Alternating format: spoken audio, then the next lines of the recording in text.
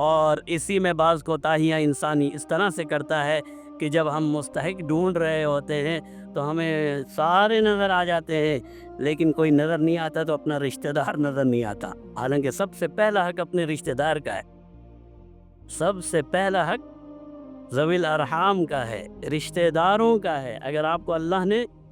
اتنی توفیق دی ہے کہ آپ زکوٰۃ کی ادائیگی کر رہے ہیں، زکوٰۃ کے علاوہ بھی دینا چاہیے، چلیے اب زکوٰۃ کے علاوہ آپ کچھ نہیں دیتے، زکوٰۃ تو دیتے ہیں،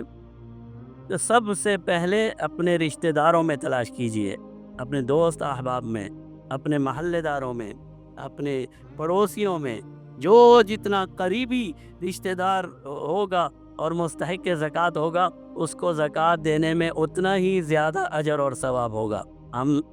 ساری دنیا میں زکوٰۃ بانٹتے ہیں، لیکن اللہ معاف فرمائے اپنے رشتہ داروں میں، اپنے قریبی لوگوں میں، اپنے ہمسائے میں، اپنے محلے میں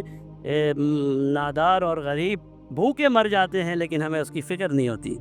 جی میری زکوٰۃ دینی چاہیے، میں یہ نہیں کہہ رہا نہیں دینی چاہیے، نعوذ باللہ،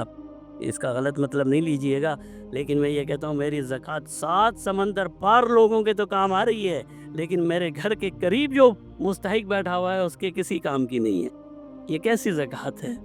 سب سے پہلے الاقرب فالاقرب، سب سے پہلا حصہ اس کا ہے جو آپ کا قریبی ہے، آپ کے ساتھ تعلق رکھتا ہے،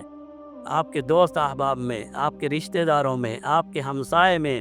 آپ کے دفتر میں۔ یہ صحیح ہے کہ آپ اس کو تنخواہ کے طور پر زکوٰۃ نہیں دے سکتے، لیکن مدد تو کی جا سکتی ہے زکوٰۃ کے طور پر، تنخواہ الگ رکھیے، زکوٰۃ الگ سے دیجیے۔ تو سب سے پہلا حق ہمارے اپنے رشتہ داروں کا، قریبی لوگوں کا ہے،